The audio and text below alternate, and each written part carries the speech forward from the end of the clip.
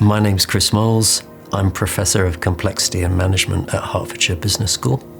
I'm also Director of the Doctor of Management programme. So this is my fourth book on complexity. So I suppose it's something of a primer in complexity in one sense, that I go back over the sciences of complexity, what they tell us, what they don't tell us, how they're mostly model-based. And then I make something of a move to explain what that might mean in social terms if we think about what human beings are doing together in organisations. Management is something of an instrumental discipline.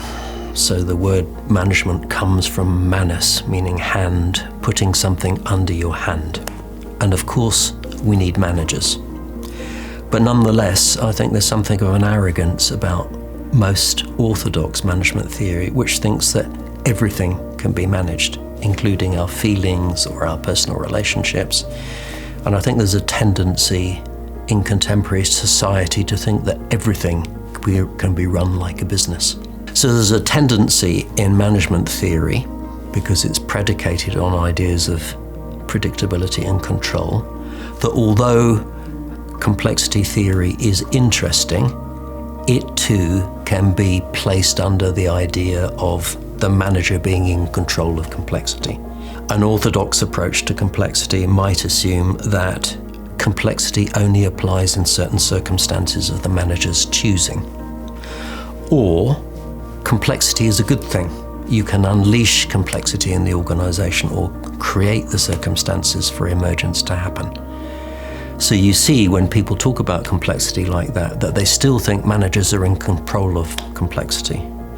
However, what I try to do in the book is to cleave to the idea of the predictable unpredictability of everyday life. So what I'm trying to say in the book is that there is no privileged position for a manager to be in, controlling everybody else and predicting the outcomes of everybody else's activity.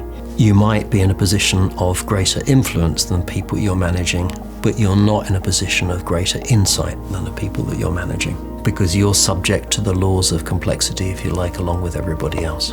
If social life is complex, then it's complex for everybody, including the managers. What does that mean then for the way that we communicate with each other? What does it mean for our theory of action? What does it mean for our theory of ethics in the way that we treat each other?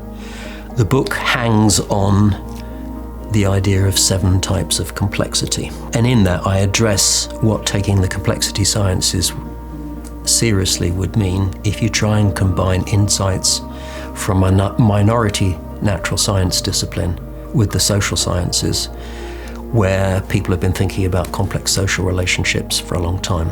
I've taken an experiential approach where we're looking at what people say and do and what they think about they say and do as a way of getting into the complex group dynamics that inform everyday organisational life.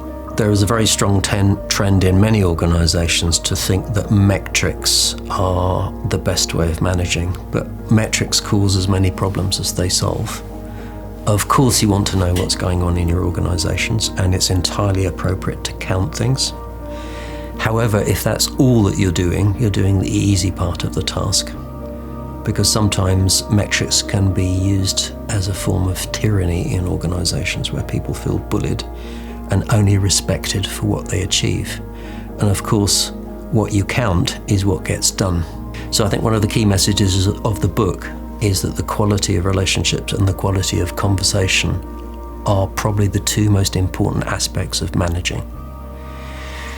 That doesn't mean to say that managers shouldn't pay attention to the metrics. Of course they have to achieve things, but it's how you achieve things with other people that becomes the most important thing to pay attention to.